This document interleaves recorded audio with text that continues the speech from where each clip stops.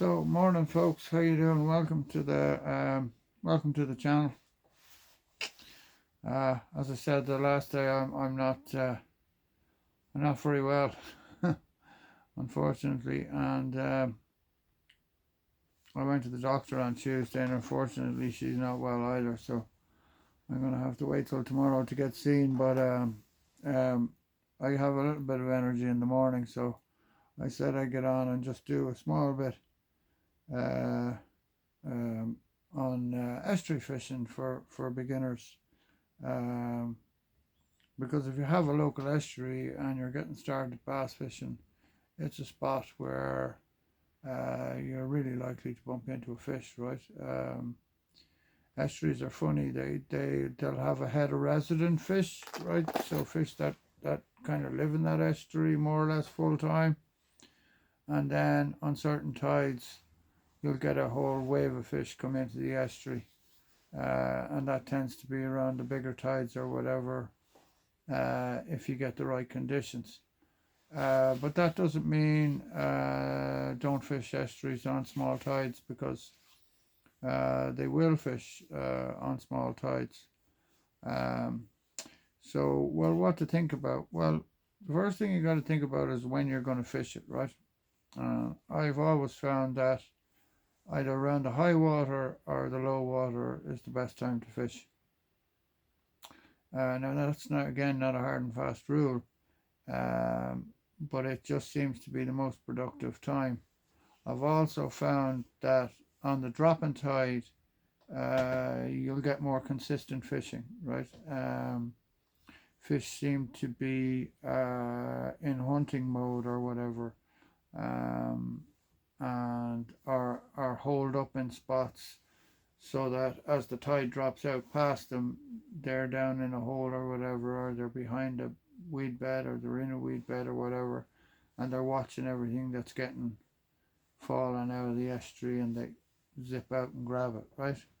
Um, and it varies. I mean, there's all sorts of food available for them in the estuary. You've got crab, you've got worm, you've got sand eel, you've got sand smelt, you've got all sorts of gobies and all sorts, immature pollock, immature gilt head bream, all stuff that big bass are going to love, right?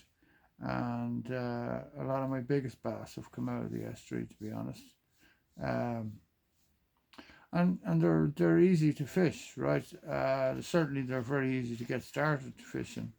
Um, um, there's some good fish getting caught at the minute. It's absolutely killing me that I can't fish, but I really can't. I just can't, and I'll do myself damage if I do. So I just wouldn't have the energy. Um,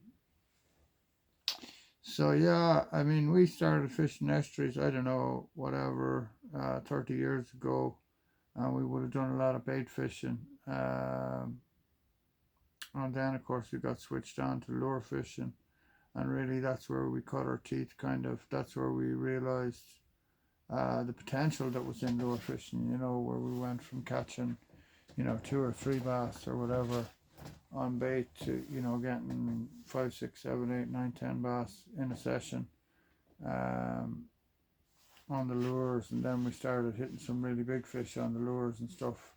The better we got at the lure fishing, and the more in tune we got with the technology, with the lures themselves, Um, I mean, 25 years ago, I had a Flash Minnow 110 from Lucky Craft, and it was like totally my prized possession, because they were hard to get, they weren't available in Europe and stuff, and we had to buy them in from Japan. I remember we were going down onto Wexford estuary, and I remember looking at in the well of the car there, the lure was sat there. I'll never forget it, because it was a baby bass colour, which is a largemouth bass, whatever colour. But I liked it for bass fishing. It worked extremely well. And I remember looking at the back hooks. I wouldn't be the best at taking care of hooks and stuff. I'm a bit lazy. And I remember looking at the back hooks and thinking, Jesus, I should really change that. That doesn't look great. And then I thought, F it, I'll be grand. And so out we went anyway, and you had to wade across onto this sandbar, and then the thing would be running out past you, and we used to just whack the lures out. And I hit this lucky craft out as far as I could thing, and the minute it got took, I knew I was into a good fish. The whole rod flattened. It just went, and the rod bends right from the butt. And I fought the fish for Jesus, I don't know, what felt like an age, because my heart was pounding so much. And I got it right into the margins, and I just saw the tail come up like that, and then bang, the back hooks gave. I honestly, my heart. I didn't speak for about 2 hours afterwards. I was just absolutely devastated. It was definitely at that point the biggest bass that I'd hooked. But why I tell the story is that, like, you can have some really dinger days if you get tuned into estuary fishing and how to do it. Like, you can have days where you catch a right few fish and you have a lot of fun. And the fish are creatures of habit, right? So once you figure out what they're doing, you'll be able to go back and repeat that again and again. You know what I mean? So how to approach fishing an estuary? Well, if you go to an estuary at low water, you'll see it's comprised of, most estuaries are comprised of a number of channels, right? There's usually one main channel and then a number of offshoots or whatever. And in between those channels, you'll have sandbars or mud in some places or whatever. And that's where the bass are looking to go, and you'll have weed patches and all the rest of it, and you'll have small back channels and all the rest of it, and the bass are looking to get in to feed on whatever they're feeding on at that particular time. And that's why I think the ebbing tide fish is better than the rising tide. And not better, just different. Like, on the rising tide, I find I get lots of fish, but they're gone like that. And it's because they're very focused on getting back into the estuary where they were before, you know what I mean? And what I would say to you is, don't ignore skinny water, like, don't ignore the small channels and stuff. You'd be amazed at how little water bass will run in, you know. So it's just about getting to know then your local ground, right?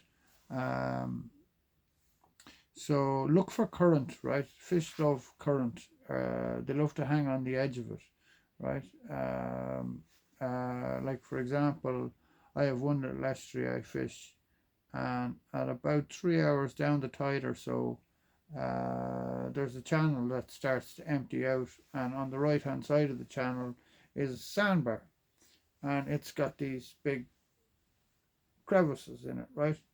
And the big bass, particularly the bigger fish, right? And like trout, the big fish will bully the smaller fish out of the way, and they'll take pole position, and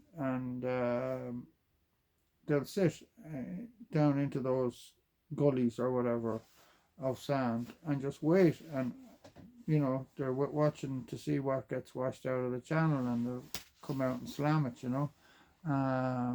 so when I get there and I see all the ruffly water, and if it's sandy and all the rest of it, I'll flick a surface lure, a popper or a sammy or whatever.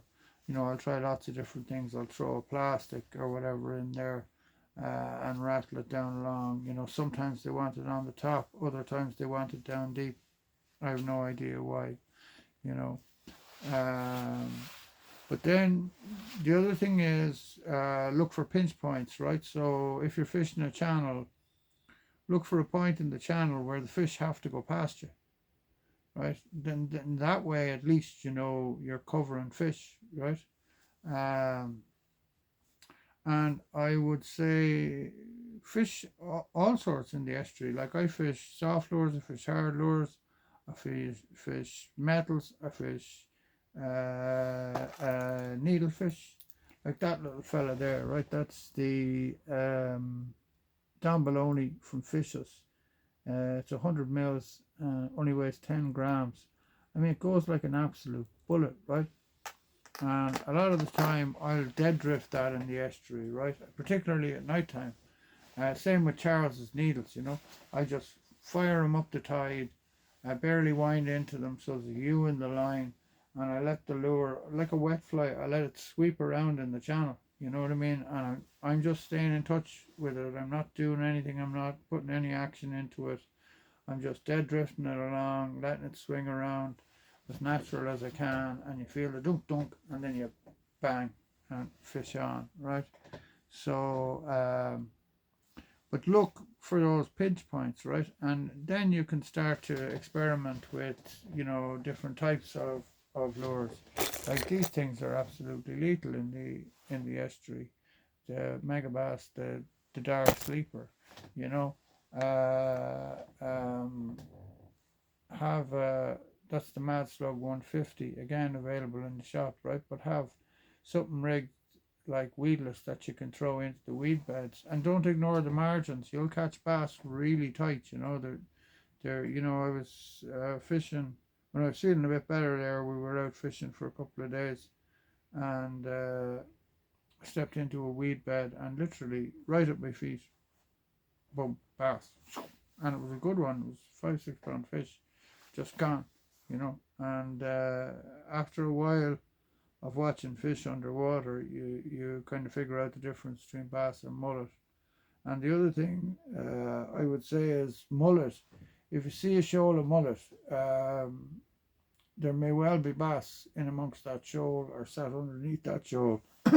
Excuse me, now I'm losing my voice a little bit. So it's worth having a cast around that. Do you know what I mean? Around them, put a surface lure over them, or drop a paddle tail or whatever, and give it a jig, you know. And things are firing up. You see Garrod and the boys over in North Kerry and Clare there are doing very well. Like, fair play to you lads, you're catching some cracking fish, you know. It's fantastic to see. Um, um, so yeah, so that's what I'm saying. It's like, you know, if you see a shoal of mullet, have a cast around them. I remember, geez, it must be 20 years ago now. We were in an estuary. I think actually Henry was there.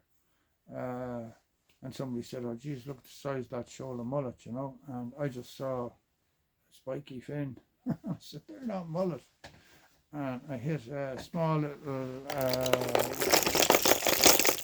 sorry, now it's jiggled up, but the 100, I think this is the 115 or whatever, but I hit the 100 version of, I still actually have the lure somewhere, the 100 version of that fella, Sammy, into the middle of them, and sure enough, you know, next thing you know is a good bass on the shore. So don't ignore the mullet. They may not all be mullet, is what I'm saying to you.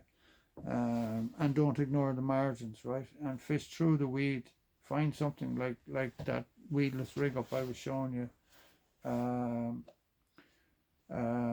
that you can fish through the weed beds or whatever, because the bass love to hang in the weed bed. I mean, it's obvious cover for them and all the rest of it.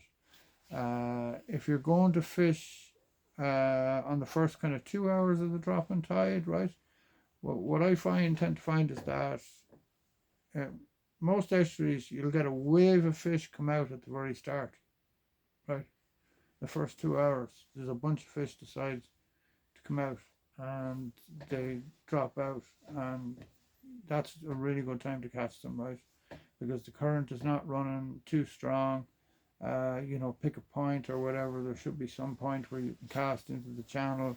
You know, that's where your paddle tails on a jig head are going to be your absolute friend. I see an absolute monster of a bass was taken this week on a one-up shad, you know. I mean, they really are an extremely good little bait, you know. I'm not just saying it for to sell the goddamn things, you know. I don't make much money selling them, believe me, but they just fish extremely well, right? That's the 4 inch, and it also comes in the 5. Well, it comes in the 5, 6, 7, but I only fish the 4 and the 5 inch for bass, right? I also find that a really useful bait to put on an offset hook, right? So it's rigged weedless, like I was showing you with this fella. Sorry, give me 1 second. So like I was showing you with that guy, right? Just rig that fella onto one of those hooks, and you can literally throw it onto a weed bed and reel it over, and the paddle will be bobbling along the top of the weeds and what have you, right? Um, but if you're going to fish those first 2 hours, I would suggest that jig heads, paddle tail is going to be your friend, right? You're just going to be casting into that current and fishing through the water columns, get it down on the bottom. I was in a bit of a chat yesterday with the lads about, God, where did I put it? About the violence jig head, right? And I said I didn't like it, but it goes to show you you're always learning, right? And I actually managed to dig one out this morning and to see, and I was totally wrong. They actually are a smashing jig head, and I'm going to get some of them ordered in, because if you look at the turned up nose on it, right, that's going to make a huge difference if you're fishing baits hard to the bottom, right? It's going to stop them, because if you think about it, your lure clip is here, right, and that's what's hitting the bottom, then it's way less likely to snag up than other baits. Now that's on the 6-inch spindle, so hopefully now, when we're back fishing, I mean, I think that's going to be an absolute big fish killer, right? Because big fish are lazy. They don't want to budge for stuff that's not worth their while. Although, having said that, again, not a hard and fast rule, because I have caught some really big fish and really small little baits, like on little 100 mil lads. I've had fish in the mid 70s, no bother. So, but if you're going to fish those first 2 hours, as I was saying, the paddle tail with jig head is going to be your friend. Something like a P-boy casting jig is also going to be worth throwing out into that current, right? So then the next thing to think about is, well, obviously the bottom 2 hours are worth fishing, right? Because I found over the years that there's a load of fish that will hold right till the very end and come out at the very last of the tide. And if you can find a point in the estuary where you're covering one of the main channels, um, then your quid's in, right? Because anything that goes out is going to get to see your bait, right? You're going to get a chance to present a bait to that fish, right? So Google Earth is going to be your Google Maps is going to be your friend, right? But mostly, even Google Maps, it's hard to tell, particularly in estuaries. You actually got to go and walk them. You got to put the hours in. You got to just go fish them and see. A one word of warning is be very careful if you're going out on sandbars. And never fish a sandbar on a rising tide, because you have no idea what's going on behind you. And if you're like me, and you get overexcited and you're fishing away and and next thing you know you're cut off. Like, that's the last thing you want to happen, right? Like, there's no doubt that fishing the falling tide is safer than fishing the rising tides. So be very careful.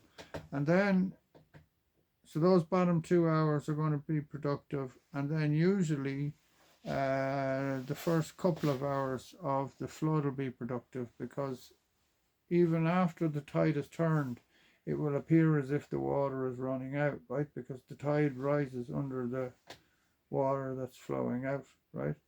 And it takes a while for the whole flow to turn around. And I find when the whole flow turns around, then I start to hit a few fish again, but they're gone very quickly, right? And then I've got to move further back into the estuary to start to find fish again, and that's what I do, right?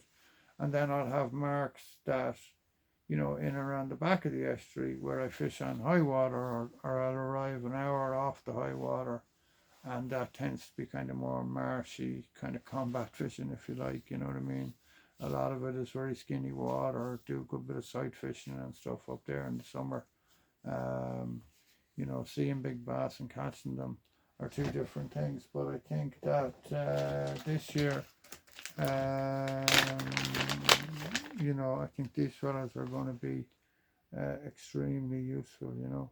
The problem with estuary fishing, of course, in the summertime is that they get stuffed with weed, right? Whatever the farmers are putting on the land, the weed and algal booms in the last few years have just been incredible. Like, so the other thing I'd say, and I'm going to finish on this because I'm really tired, is when fish fall out of the estuary, they've got to go somewhere. So have a think about that. Have a look at the ground that's around that estuary and think about where they're falling out to. Do you know what I mean? Like, is there a beach in front of the estuary? Because if there is, chances are a head of those fish will run that beach, or they'll be somewhere on that beach, right? If there's rocky ground along either side, that's going to be worth fishing. You know, the bays all around big estuaries are going to be worth fishing, right? Because, you know, the fish from the estuary will hunt in those bays as well. I can't remember how far they said in the tagging program. I think it's about 5 or 10k or something that the average bass does every day. Do you know what I mean? On the hunt, so that's quite a bit of ground to cover, right? But have a look at the ground that's around the estuary, because that usually has some pretty decent fishing marks on it too. So look, I hope that was helpful. As I say, I really hope to get some medication into me tomorrow, and that things will improve a good bit. And we're going to be at the Spring Angling Fair, by the way, on the 4th and 5th of May. Going to have a stall. We'll be doing the live podcast with Cormac and stuff. So all of that stuff is getting lined up. Should be a great day. Lots of interesting stuff, lots of tackle, lots of demonstrations and stuff. So I think this is probably I think we've more saltwater stuff this year than we had in previous years. And fair play to Ned for doing such a good job organising it. You know, it should be a great event. I know I'm really looking forward to being there and to putting some faces to the names, right? So yeah. So look, I hope that was helpful. And as I say, hopefully now tomorrow I'll get a bit of help, and I'll be doing a bit better and a bit more lively, because I understand I'm a bit not really on the ball, if you know what I mean. I know that myself. So yeah, that's it. Until then, tight lines, lads, and mind yourselves. And thanks again for all your support. And if you're watching, please like and subscribe. It makes a huge difference to me. And stay well. Thanks. Bye. See ya.